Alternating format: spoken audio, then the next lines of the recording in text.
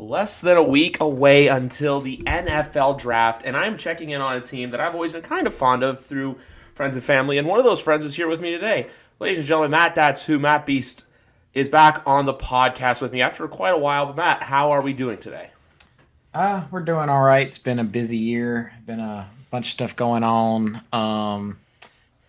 Honestly, haven't been tuned in as much as I normally am, but we're still here in spirit and rolling on to the NFL draft, which could have been a little bit better if some things happened. But you know what? Got to look at it some different ways. But we'll get into that. Yeah, we'll get into that. But that's the thing, because I feel like right now too with me with the NFL season, it's so weird trying to find things to talk about in a general Mhm. sense because we're at the point where look, off season program began Monday, but there's not a lot to report about that. Instead of just like when people want to make a big deal about certain players not attending this and that, when I'm like they're working out, they're not doing anything. If it comes to on field stuff and that's when they're not attending, that's when you get concerned.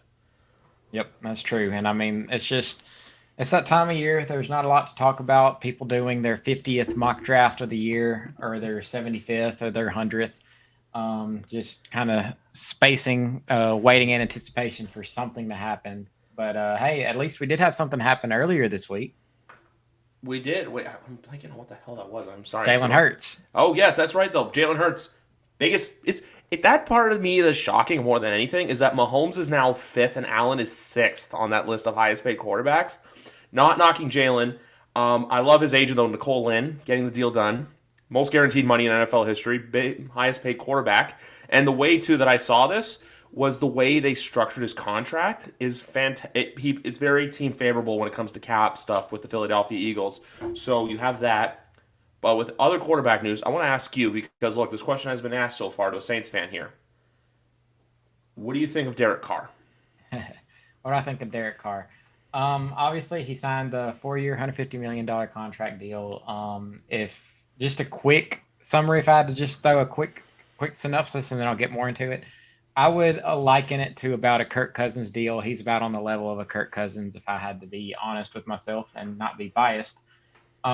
Which I mean, that's not a bad thing. I mean, it's definitely an upgrade from where we were. We were in a quarterback carousel with Jameis Winston, Andy Dalton, not really knowing where we were going, what we were doing post Drew Brees, and we end up getting the guy Derek Carr, looking pretty much like the Raiders have coaching staff from the Raiders. Dennis Allen's a head coach. Derek Carr is a quarterback. Dennis Allen drafted Derek Carr and all that good stuff. But um, I definitely liken it to a Kirk Cousins deal where I don't think it is like market shattering, where it's just like, oh my God, the Saints are obviously Super Bowl contenders now. We could be playoff contenders in a very weak division, Yeah. very weak division. So that's pretty much the Saints saying, "Hey, we're still going to try and gun for this. There's a window of opportunity there. Just got to wait and see how it pans out with him." But what are your thoughts on it? And I can get more in detail on it in a little bit.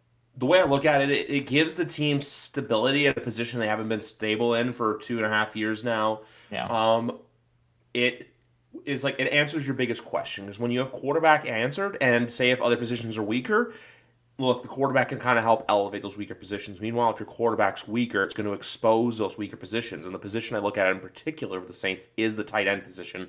Obviously, that's been a spot where, look, Juwan Johnson's a good tight end and all, but he's not like, like this earth shattering guy that you want, especially with the tight ends that have come within your division over the last few years. Kyle Pitts, playing as Gronk, and when Gronk had his stint in Tampa Bay, and when Carolina, the only one that comes to mind for there for some reason is Dan Arnold. Besides that, it's just like who I believe now is in Jacksonville. But it Former kind Saint. of, yeah, former Saint. It kind of helps that, but then also too, what it's going to help in as well is your wide receiver room, which I still feel like the biggest question mark on this team is 13. I Oh feel yeah. like even though look, he's an all-world talent. I love everyone now who all of a sudden who's just like one hit wonder, and everyone's like, bro, he did that for like 4 years beforehand, and then he's been riddled with injuries and stuff. There was the rumors with some of them with Sean Payton's daughter or something like that, or some other stuff, and that him and Payton didn't really get along. So we'll see with him. But I think for Thomas this year, it's a real make it or break it season within the organization, not in the NFL. I feel like if this year doesn't go well, they'll trade him, especially considering, look, Olave is clearly the future number one in New Orleans. Well, next year he would actually be a free agent because he did get re-signed to a deal this year, a 1 year, $10 million deal, which if he performs to uh, about 70% of what he was when he won Offensive Player of the Year, fantastic deal. Yeah. But it's just the thought of getting him on the field. Now, I'm not a New Orleans Pelicans fan, but I've heard many people say, hey, if New Orleans sports could just get Michael Thomas on the field for just maybe 9 games, maybe get Zion on there for 40 games, they'd be living in luxury. But right now, with us having Chris Olave on the team, we still have Landry, right? no, Landry's gone. He only had a 1 year deal. So free agent. The emergence of Rashid Shaheed and Chris Olave last year, those two are going to be good weapons. And then if you are able to get Michael Thomas on the field and healthy, that just adds to that. Like you alluded, the tight end isn't very great, which, I mean, that could be something we could see addressed in the draft. Maybe if Dalton Kincaid slides all the way down, I don't know if that's going to happen. I've seen him rise up draft boards lately, and him being the top tight end, he could go a little bit early for the Saints pick. But yeah, I mean, overall, the offense, as far as weapons outside of we did sign Jamal Williams, which, I mean, that's kind of position. Go there next. Yeah, which I love that guy just because I'm a huge anime mark. So I'm big into the stuff. So seeing him represent for it's always fun, and he's a funny guy. I always love hearing him. So I'm looking forward to those post-game sound bites from him. He also seems like a good character guy to have in the locker room. Something I feel like the Saints have been lacking since Drew retired. Because a lot of the times when you think of Saints and those like hype up chants, it's always Breeze who knew how to get the guys together. I feel like he can have fun, but when it's time to go, it's time to go. Yeah, as far as offense goes, he would definitely kind of be a little bit of that guy. I mean, we do have DeMario, who's probably the locker room leader, if I had to guess, in there just because of his impact on the team on the internal side of things. But I know Jamal Williams and Cam Jordan, they're probably getting along. They're probably playing Super Smash Bros. Tournaments in the locker room. They're going to be doing that in the offseason, I imagine. The only other thing I was going to say on the anime note is I need you to look this up, but someone basically did today a thread of if ESPN covered Dragon Ball Z. Oh, God. I'm going to send it to you. It is hilarious. It's like, the one was like Stephen A. Smith. It's like when the ESPN the morning after Goku goes Super Saiyan and all this stuff. I'm going to send you the thread. It's hilarious. It's like kind of blew up sports Twitter today. I saw like our boy Markeem tweeting about it along with like other guest Kyrie Thompson. He's the one who actually let me down the rabbit hole. So thanks, Kyrie. But with Jamal Williams, though, and I know you're a dynasty nerd, and that is said in the highest regard, by the way. That's not meant to be an insult. No. When it comes to the fantasy football value of those two, I feel like because we don't know what's going to happen with Kamara if he's going to start the season. Obviously, he's still doing the legal battles off field. But I wouldn't buy high on Williams either because of the season he had last year. And I'm not saying he's going to plateau. I'm just saying I feel like it could be one of those things, like the Dalvin Cook, Alexander Mattinson thing, where it's like he steals touchdowns from Williams steals all those red zone carries from Kamara. Yeah, and I mean it could happen. And I mean Jamal Williams, obviously he has a knack for the end zone. I mean last year 18 touchdowns, leading the league in rushing touchdowns, obviously. And I mean, alluding back to the dynasty thing, I am a Jamal Williams owner. So I was hyped about last season. He pretty much helped carry my running back room because I have him and Kamara. So that's going to be quite a conundrum. But I mean, hey, they had seasons where Mark Ingram and Alvin Kamara were top 10 running backs. They both went to the Pro Bowl. But there is a suspension that could be looming for Kamara where he might get popped for 4 to 6 games possibly. So that's pretty much why we did bring in Jamal Williams, which, I mean, at the same time, I would like to see maybe the Saints with their third round pick, maybe even a 5th round pick or possibly look at a younger running back just to have another guy besides Jamal Williams that can kind of fill in for Alvin Kamara during the stint. And we need to look towards the future because, I mean, these running backs, their shelf life is just so limited. I mean, you see what happened with Ezekiel Elliott. That's why these teams are just so scared. That's why Saquon Barkley gets a tag all the time. He can't get a contract just because these teams don't want to commit to these running backs. So one thing I was doing as well, I was multitasking. I was listening to you talk about dynasty and running backs at the same time too. I did DM you the link for the for it's basically saying it's about what ESPN be like during the cell games. So I'll have you look at that afterwards.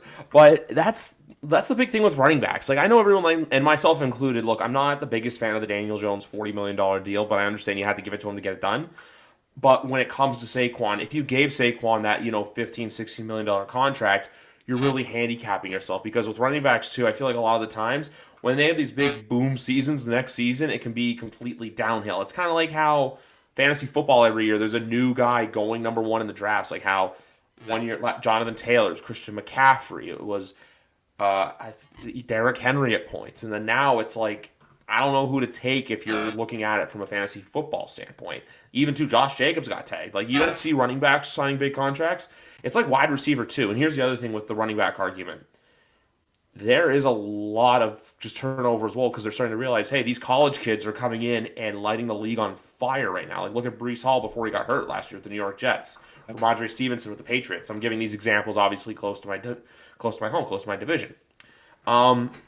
Even this year too, you're probably going to see the emergence of Chuba Hubbard in your division as well with the Carolina Panthers, which I want to go down that rabbit hole for a second because I talked about this with Markeem last week, and I want to talk to you because it's your division. And I'm saying this right now on record. I know they have the number one overall pick. I know they're making a lot of good coaching hires. I don't want to drink the Kool-Aid again because I did it 2 years ago, and that Kool-Aid tasted disgusting. Yeah, hey, that 2 years ago, I mean, they just had a really favorable set of opponents, and when they played the Saints were COVID, right? battered, COVID, coaches all done.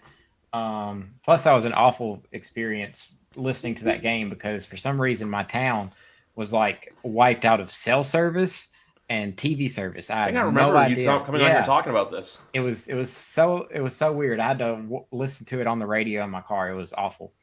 Never listened to a Saints game on the radio since then, or even before then. But I mean, yeah, I mean the Panthers. Yeah, well, like you said, I probably wouldn't really drink the Kool-Aid too much on them. Um, Obviously, there's gonna be some growing pains with the new quarterback, which I mean, a lot of signs are pointing that to be Bryce Young. But it really could go either way. You never know. I mean, things could switch next week, and it could be C.J. Stroud. I know the Texans are definitely eyeing what they do for sure. Um, I know the Falcons have definitely made a lot of moves. I actually have to look up and see what they have done. So I would honestly kind of be looking more at the Falcons a little bit. But I mean, everyone's going to obviously be looking at the Panthers just because they're going to have that shiny new quarterback. Yeah, I feel like the Panthers are going to be that team, everyone overreacts to. Everyone kind of says, like, oh, look at this team. They're bright, they're flashy, they're this.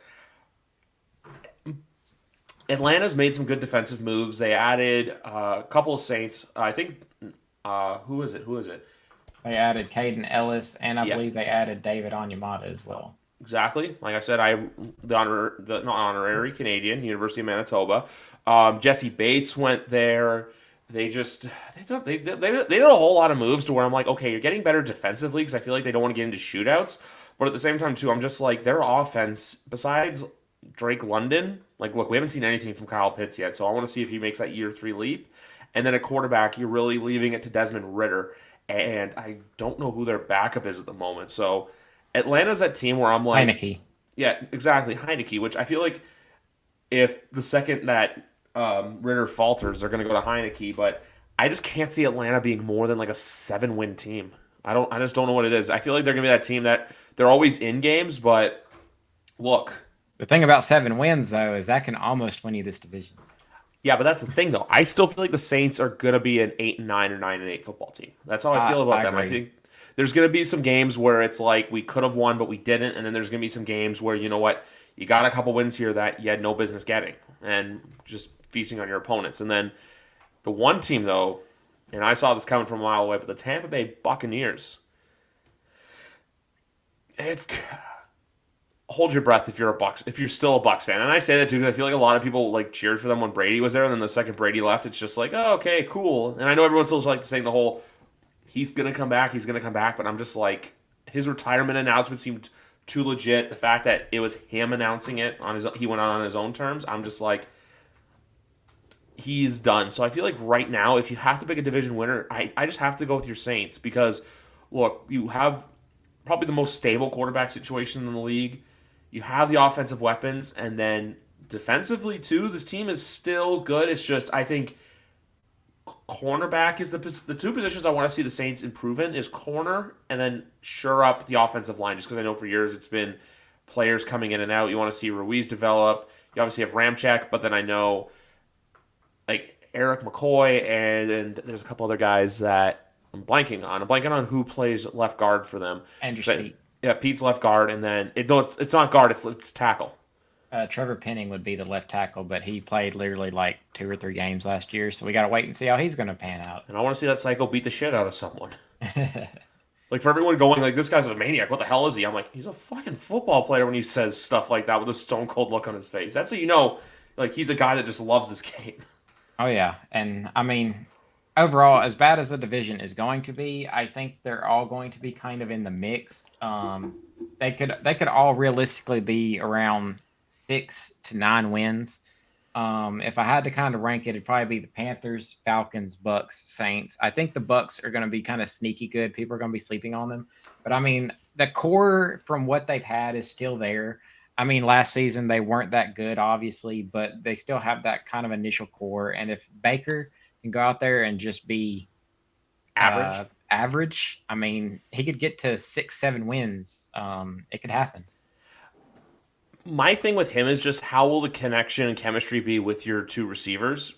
Because I feel like if the Bucks have a bad year this year, I think it's just going to be a wholesale fire sale kind of thing where look one of those two is going to be gone this time next year.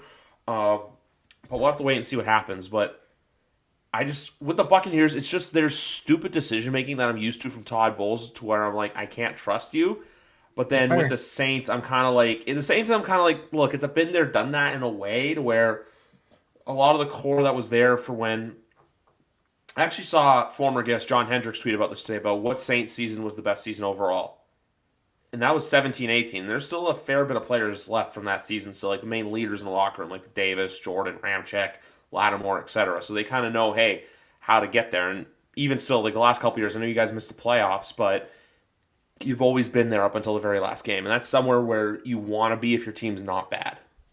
Yeah, that's for sure. We've been in the middle of the pack. It's kind of like before we had that resurgence of the 2016 kind of era Yeah. draft, where we were in that 7 and 9 purgatory for 3 years straight. That's where we've been the past couple of years. And the main thing I'm worried about going into this season, and I know you alluded to it with cornerback and then the offensive line. Personally, my main thing I'm worried about is the defense as an overall thing because we've had so many coaches leave. Um, we had Chris Richard leave. We had Ryan Nielsen leave. He's now the Falcons defensive coordinator. The Falcons just gutting and taking everything from the Saints. Caden I Ellis, blame David Terry Onyemata. Fontenot for that. Yeah, pretty much. Yeah. So now our new defensive coordinator is Joe Woods. We have a new defensive line coordinator with Todd Grantham, Marcus Robinson in the secondary. Those are all 3 new defensive coach, and and I mean Dennis Allen's he's the defensive guy, so maybe we won't see too much of an impact. But there is the whole fact of the matter that our defensive line depth was just shot this offseason. Granted, some of those people could have gone anyways, because I mean, Marcus Davenport, he never really kind of panned out. And of course, the one team that picked him up is the Vikings, because I specifically remember a Sunday night football game where Marcus Davenport destroyed the Vikings offensive line. And they saw that and they said, we got to have this guy. We're going to take a flyer on him, see if he works out. I feel like the Vikings do that so often though. Like when there's players that cook them and they're just like, okay, we're gonna sign you so you never hurt us again. Pretty much.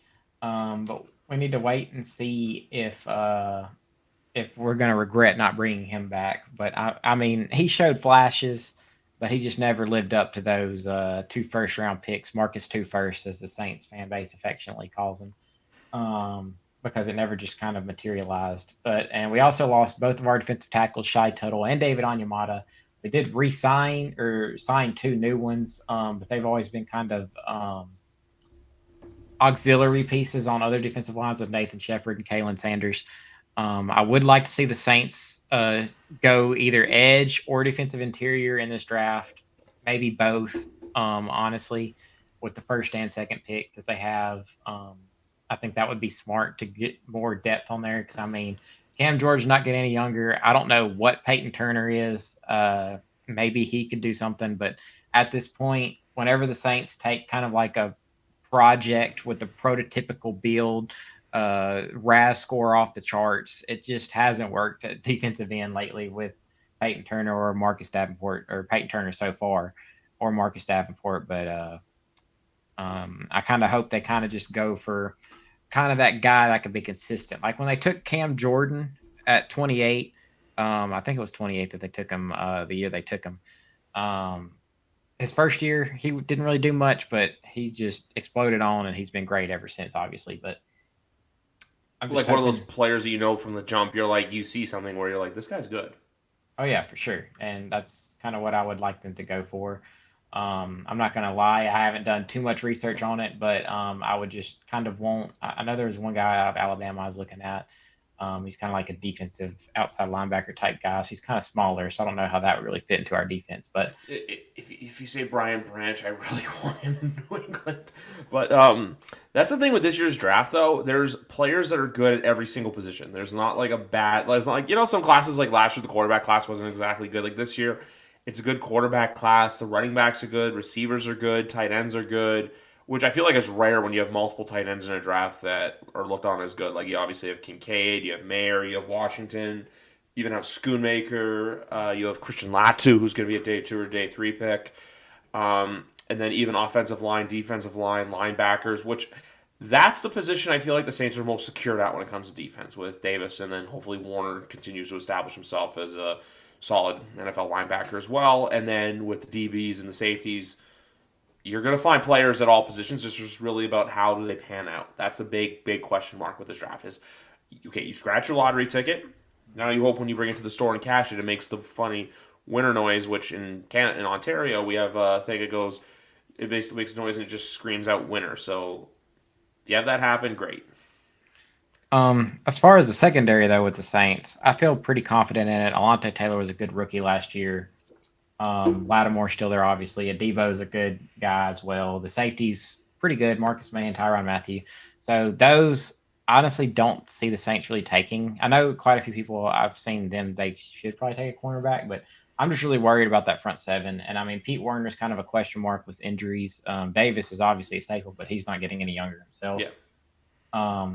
So just obviously, if honestly, if they spent this whole draft, if they just drafted, they honestly should just draft one running back somewhere. Honestly, you could probably even take an undrafted running back at some point because sometimes they just pop off. But honestly, if they spent all their draft picks on defense, just the front seven, I would not be mad at all because they just need to upgrade that overall. Obviously, like you're saying, offensive line would be a big help, but I'm just kind of worried about that front seven, man. And like, look, because if you have a good front seven, it can make the world of difference. Last year, the Patriots 8-9 team, our front seven was electric. Dietrich Wise, Matthew Judon, Christian Barmore, Jawan Bentley. You had these players that are making plays and getting to the quarterback. So if you can get that and bully offensive lines around, you're set. So even if you have a bad offensive game, the defense can help bail you out and win some football games. So I completely get that. But with this year, they'll look. This happens every year. I've already been making a list of coaches I think that are on the hot seat. Do you think Dennis Allen is on the hot seat, or do you think the season has to go really bad for him to not be with the team next year? I think we would have to win like 3 to 4 games for him to really be like, yeah, you got to go like now. And I know some people were kind of on the fence, like, man, maybe we should be looking already after this year. But I mean, hey, he won 7 games. It wasn't awful. Um, it was just kind of middle of the road. But I think it would have to go really bad. Like he would have to be really bad. And like I said, that 3 to 4 wins, then maybe they would talk about it. But I think he has the trust of this front office to go forward and um, go out and do what needs to be done. Um, that being said, if it's another mediocre season, um, I think he goes into next season with a little bit of the seat being hot, but not too hot. Um, if you're seeing mediocrity in that third season, depending on how it all falls out, you might be talking about it. But as far as his position with the hot seat, I don't think it's very hot at all currently. No, I get that. I get that. So where this year, if it's like status quo, it's gonna be, hey, next year it's like, look, we gotta see improvement. Next year's the year where the Saints really have to take a leap and go forward. Because when I look at it this year, look, I was really critical of Derek Carr in Vegas, but I feel like he's got the chip on his shoulder now to where he could be better, and at the same time too, he's got the proper coaching staff around him. He's got a solid defense around him now too, like a better defense than what's in Vegas currently at the moment. So we'll have to wait and see what happens. With the draft and everything, and obviously college is a big part of this. I want to shift to your college team. Is there any Razorbacks we should be looking out for in the draft, in your opinion, or do you think it's all next year when a boy named KJ is going to be highly talked about? Well, I mean, I've seen Drew Sanders. He's a really good linebacker. I've seen him going maybe even in the first round. And I mean, hey, having him and Burks going back to back years in the first round would be a big W for the program overall. So I think he would be the guy to look for. I've seen him going, seen him mocked quite a bit to like the Bills in the last bit of the first round. So kind of hoping to see if he can go on day one, and I'd be excited for him in the program. Yeah, that's yeah, those guys are always good. Like when you can get them like late day one guys, like day two kind of players. You know, like even if they go day two, because like with Arkansas football, I feel like look, I don't know which coach is more intensity or zing to them. Is it Musselman or is it Pittman? That's the thing I'm trying to figure out right now. Like which coach is a little more on the psycho side. I only say that because look, all football coaches, you have to be a psychopath to be a football coach. Um, Yeah, they're all crazy in some ways. exactly, and then I just like I said, I feel like next year it's going to be KJ Jefferson. I feel like that's going to be the big player to talk about because next year's quarterback class. Look, if you have a team that's going to be bad, and I actually have a hot take that I've said before in this podcast, I'm going to say to you in a minute. If you think your team's going to be bad, look, you have some good quarterbacks coming out of next year. Yeah, and I don't know how KJ would do at an NFL level, but speaking on that, I mean, I didn't really know how I felt about Jalen Hurts at an NFL level, and I look at the guy; he's a top paid quarterback in the league. So I mean, granted, comparing college Jalen Hurts and college KJ Jefferson is quite different to me. Yeah. Um, but I mean, we'll just kind of see how it goes, and I kind of hope to keep up more with them this season. It's just been kind of a lot keeping up with everything lately. And just so that's just how life gets in the way. Like I had a conversation with a friend yesterday because he literally just like that's the thing with me. I'm in my 30th year. Like I turned 30 later this year. He turned 30 yesterday. I was asking if he's doing a party, and he said, and then for you folks asking, oh, why are you telling stories like this, guys? It's the off season. Shit happens. He was asking me about like, oh, why? Like, oh, it'd be awkward. You know, we haven't seen anyone in a while. Like everyone's so distant, and I was just like, dude, everyone's got full time jobs. Everyone's got shit to do. Everyone lives in different parts of like the city or like different parts of the for us province or for you state. So we're in that era now in that lifestyle where it's like you're not gonna see everyone. And besides too, like when I get home from work, I just either want to chill. Sometimes I come on here and talk because look, I got to keep up with it. I haven't said it yet. This is episode 226. So I got that.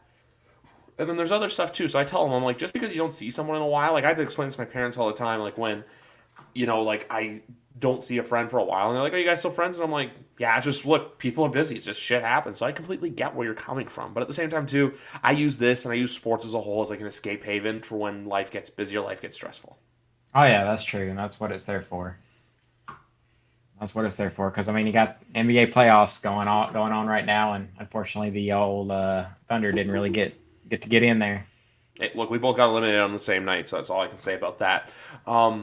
But I with the NBA though, I looked at the schedule today and I found it so weird that the Lakers were tipping off at 7:30, like the Lakers Grizzlies game, but then the Heat and Bucks are going at 9. I'm like, why not put the Bucks game at 7:30 and then put the Grizzlies game at 9? I'm like, put the East Coast team in the East Coast time and put the Western Conference teams in the Western Conference times. Yeah, that is a kind of a weird schedule mishap there. I also just don't like with the NBA how like so many of the games are like 2 nights off between games. I'm like, guys, just do back to back to back. I understand with certain teams there's arena conflicts because of NBA and hockey playoffs. That's the other thing I'm busy with right now too. But at the same time too, I'm just like, guys, we gotta figure Got to figure something out here, you know? Yep, that's true. Yeah. That's just it. So we'll have to figure that out. But anyway, oh, by the way, my hot take for next year is so you know how Kyler Murray tore his ACL and everything like that. Hmm. If they have the number one overall pick next year, I have a hypothetical belief that you're going to get a way to get rid of his contract, and you're going to take Caleb Williams number one overall. I mean, I could see it. I mean, the new regime and everything might want a different quarterback. You've seen that quite a few times where these head coaches want their guy in their system, and they want to pick their guy and have it be their team and not like a leftover from another regime. So it could be possible. And I mean, you always hear so much stuff on Twitter and everything about Kyler Murray wanting to go play Call of Duty, or how his QBR drops 10 points or whatever whenever the Call of Duty has double XP weekends or Yeah. whatever. Like that, and then even the whole I don't know if you saw this, but FaZe Clan apparently it's like just gone like borderline bankrupt. And also, I'm gonna say this too. You gave me the name for this podcast episode just by like the way you said "guy." I'm just like with the southern accent. I'm like, oh my god, I love that. I'm like, their guy. I'm like, I'm a little. That's it. This is episode 226. Their guy. That's all. It's got to get the correct grammar on that. But no, like I always have these takes every year. Like mine last year was that Zeke would not be a Cowboy for 23, and that's right. And then in 21, my take was Cooper was not going to be a Cowboy in 22, and Cooper got traded to the Browns because I'm like, that's a cap casualty right there. And then the other one too, and you probably know this as well, but mine was the fire Vic Fangio train in 2020, and Big Rat knows exactly where that was going. So that's the thing. So that's my take right now is that I can see a world where that happens. Also, too, just because I'm like, the Cardinals are in that weird club. Not weird. It's a sad club to be in, where you know your 2023 is probably not going to be good. They could surprise people, but at the same time, too, I just look at the Cardinals as one of those teams where I'm like, you're not going to get Kyler back till October or November, and we don't know how healthy he's going to be. Yeah. So that's just the thing with that. Yeah, that's true. I could definitely see that happening. And maybe they trade Kyler. Maybe they're going to have options if they do turn out to be that bad, where they're going to have that top pick. They could trade the pick. They could trade Kyler. There's definitely going to be many options on the table. It'll be interesting. And it's not like there's a team out there that probably wouldn't take him. Like teams will want to take him and stuff like that. Like it's just one of those things where it'll make it work. If we saw what Deshaun Watson went for, Kyler Murray could get a similar trade package. And if you're the Cardinals, you take it. Like the Bears, everyone's saying this year, oh, trade Fields, this. I'm just like, no, you trade back, you take the picks, and you not mortgage your future, but you invest in your future because you know that, hey, we're building something special here. Yeah, and I mean that's one of the good things. If you already have that quarterback that you feel confident in, and you feel like you can build around that for the future, and you have that really high pick asset, um, seeing those teams trade and get like 3 first-round picks, I'm just like, man, if this was the Saints, I don't know what I would do. I'm so used to the Saints trading picks away. I'm not used to them gaining picks. I mean, they gained a pick out of Sean Payton out of thin air, thankfully, to get back into the first, which I mean, whenever I do think about that 10th pick going to the Eagles, I just think back, hey, if we did not trade that pick, we would not have Chris Olave. And I think that's about fair. It makes me feel a little bit better about myself at the end of the day. The situations like that, it's really a double-edged sword to where it's just like, hey, there's the good end, but then there's the bad end too. But you want to focus on the good because I feel like we also like with life today, everyone likes to focus on the bad ends. Where I'm like, guys, glass half full. Look at the good side of things. Where it's like, hey, well, look, we maybe not have 10th pick, we have 25, but at 25, you're still going to get a solid player.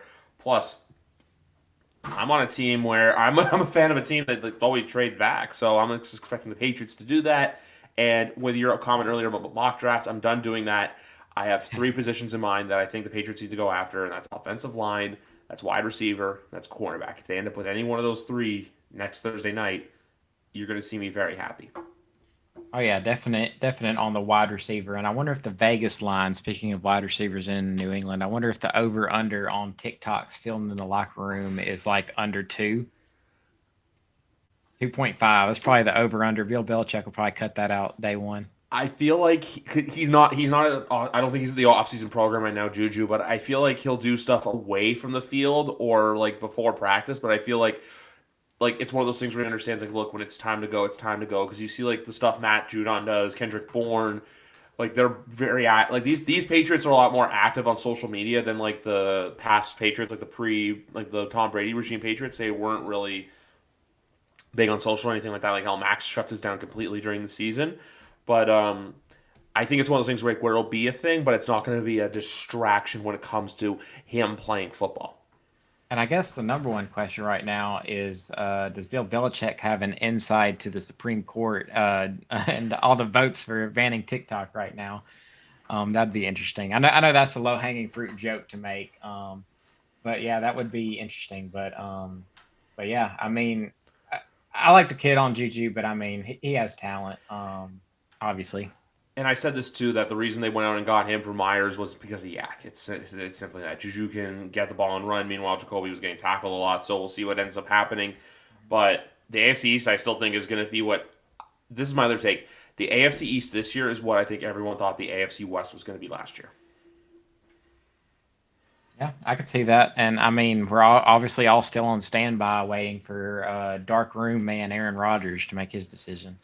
Part of me still thinks if they don't have that, if that trade is not done by next Thursday, the Packers are going to take a massive L on that. Oh yeah, because they're going to lose a lot of value because any trades that happen after the draft, I mean, the value just goes way down. I mean, you saw the Saints give up Gardner Johnson for absolutely nothing after the season, which I mean, granted, look at how his offseason went with the Eagles, and I mean, now he's already nothing deal in Detroit. Yeah, signs a nothing deal in Detroit, and he's already bashing the Eagles. I mean, it's just that guy. He's definitely a character concern, and I mean, when it comes to his contract disputes, he is very, very, very vocal. And that's one reason why the Saints traded him because he was already being vocal about that. But I mean, but that's just kind of one kind of off example. But I mean, just the trade value just goes way down, and there's nothing you can really capitalize like right off the bat. It kind of sucks if you have to trade somebody and you don't get a pick until the next season. That's the thing, because if it's a 2024 and a 2025 first, I'll say this too: if the Jets can get rid of a 23 and a 24, I think it'll do them better. If you get rid of a 25 first, potentially when Aaron's gone, you're really setting yourself up for a bad situation unless they win a championship. But we'll have to wait and see what happens there. Also, too, I would not be remiss if, and I almost missed this, I also would be remiss if we did not mention the fact, and we want to send our best kudos to Damar Hamlin, who's been cleared to return to football action, which to think that 3 months ago he was laying lifeless on the field in Cincinnati to now, look, he's doing the offseason program. He's been cleared to play. I thought it'd be like a June or July thing at the earliest, but the fact that April 18th he got cleared for football action was incredible to see. That is a good story, and I mean, obviously everyone Was cheering for him. Yeah, was cheering for him, rallied around that, and I mean, to see someone come back from something like that will be inspiring. So I do hope the best for him. I'm sure it's going to be difficult at times, but I hope the best for the guy. Same here. That's the thing I hope for. I still feel like with him, there's going to be a lot of hurdles before you actually see him on the field. I feel like it's going to be that thing like where that first hit's going to be that moment of like, okay, cool, we're back in this. But you know what? It's just upward and onward from here for him, and that's all we can hope for, and that's all we got, and that's what we're happy to see. So we just want to send our best to him before we got down to anything else. Yep, that's true. And I know you always hear it a lot. And how you said it, it's always after that first hit, they know they can go. That's always the main thing. But yeah, just hope the best for the guy. Exactly. But anyway, Matt, we are 8 days away from the draft. It's a blast getting to talk to you again. We'll have to do this again sometime soon. Maybe after the draft, we'll see how you're feeling with your Saints and everything like that, and then we'll go from there. But guys, next Tuesday night, we've got a banger for you for the draft preview show. The podcast's favorite rivalry is making a return as of now. Things are scheduled to change, but I think Matt knows exactly what I'm talking about. Twitter's greatest rivalry, Dolphins, Jets, Big Rat Danny, and myself are here to preview, look at the draft, throw shit at each other's teams. It's going to be a lot of fun, and I can't wait to do it next week. And guys, as always, look up Matt on Twitter. Great follow if you want Saints content. Crier Media for all your independent journalistic views for where you can find this podcast on all podcast platforms, guys. I got to take you out with the signature Crier Media outro now. But anyway, guys, this has been episode number 226 of YWC Football Talk. Have a good night, everybody. And remember, draft day is right around the corner. Who dat?